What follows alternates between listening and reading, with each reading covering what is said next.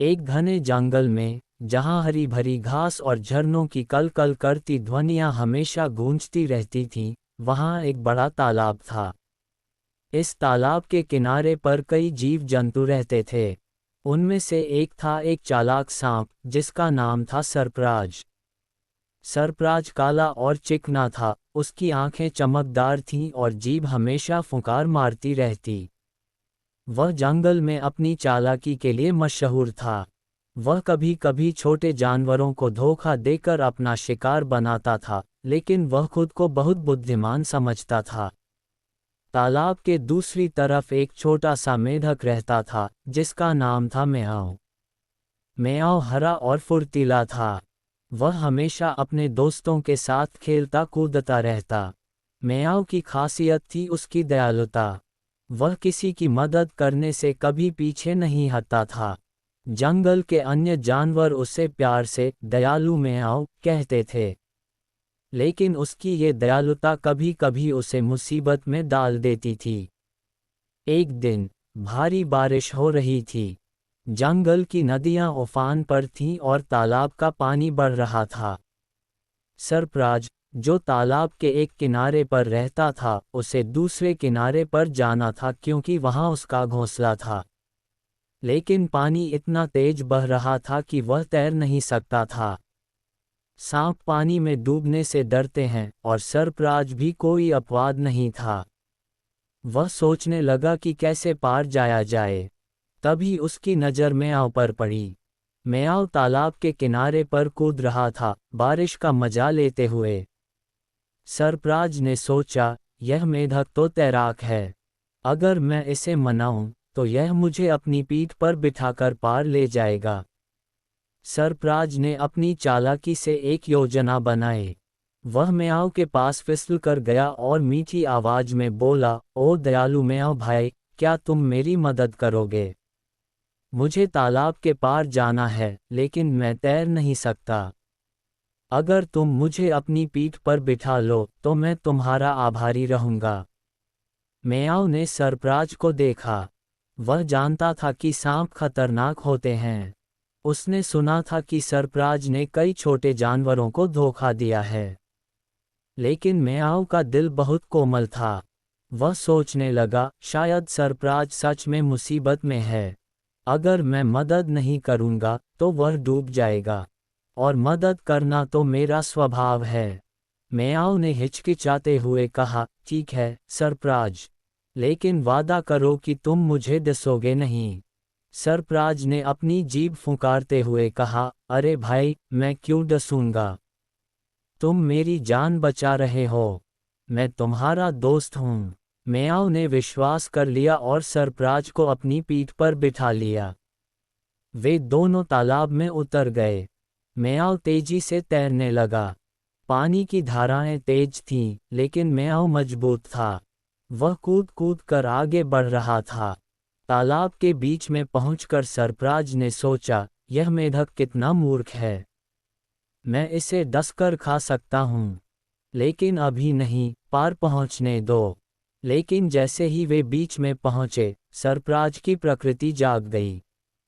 वह फुंकार मारकर बोला, म्याऊ, मुझे माफ़ करना, लेकिन मैं तुम्हें डसने वाला हूँ।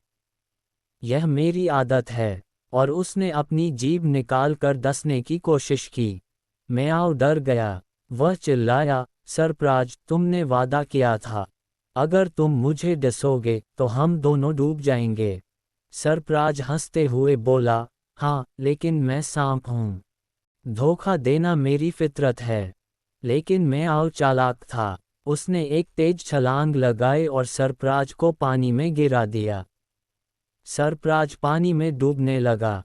म्याऊ ने उसे देखा और सोचा, अब मैं क्या करूं? अगर मैं इसे छोड़ दूं, तो यह मर जाएगा।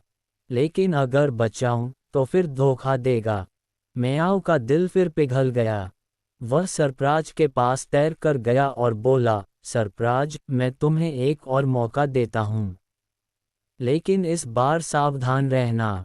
सरप्राज, जो डूबते हुए था, ने सिर हिलाया और फिर पीठ पर चढ़ गया। इस बार वे पार पहुंच गए। किनारे पर उतरते ही सरफराज ने फिर डसने की कोशिश की, लेकिन म्याऊ पहले से तैयार था।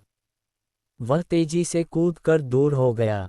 सरफराज गुस्से में फुंकारा, तुम बच गए, लेकिन अगली बार नहीं। म्याऊ ने दुखी होकर कहा, सरफराज, तुमने विश्वास तोड़ा। अब जंगल में कोई तुम पर भरोसा नहीं करेगा। म्याऊ तेज कूद के साथ किनारे पर पहुंच गया।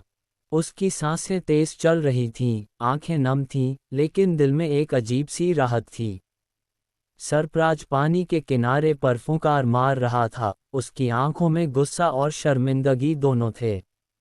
म्याऊ, तू बच गया, सरफराज ने दांत पीसते हुए कहा, अगली बार मैं तुझे जरूर।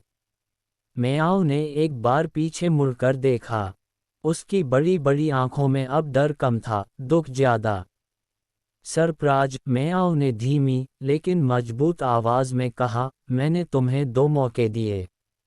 एक बार डर के मारे, दूसरी बार दया के मारे, लेकिन तुमने दोनों बार विश्वास तोड़ा। अब जंगल में कोई भी तुम पर भरोसा नहीं करेगा। और सबसे ज्यादा दुख इस बात का है कि तुम्हें भी किसी पर भरोसा करने की जरूरत कभी पड़ेगी तो कोई तुम्हारी मदद के लिए नहीं आएगा। सरफराज चुप हो गया। उसकी फुंकार रुक गई। पहली बार उसके चेहरे पर सिर्फ गुस्सा नहीं, बल्कि कुछ सोचने जैसा भाव भी दिखा।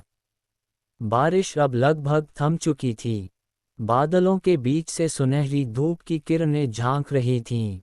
तालाब का पानी चमक रहा था और जंगल फिर से हरा भरा, शांत लग रहा था। म्याऊ ने एक गहरी सांस ली और धीरे धीरे अपने दोस्तों की तरफ कूदने लगा। दूर से उसकी छोटी छोटी आवाजें सुनाई देने लगीं, म्याऊ आ गया, म्याऊ आ गया। सरफराज अकेला किनारे पर बैठा रहा। उसने अपना सिर नीचा कर लिया। शायद पहली बार उसे अपनी चालाकी पर शक हुआ। शायद पहली बार उसे लगा कि धोखा देने से मिलने वाली जीत असल में बहुत छोटी होती है। कुछ दिनों बाद जंगल में एक नई बात फैली। सरफराज अब छोटे छोटे जीवों को डराने धमकाने की बजाय चुपचाप अपना रास्ता बदलने लगा था। वह कभी कभी तालाब के पास आता, दूर से म्याऊ को देखता, लेकिन पास नहीं जाता।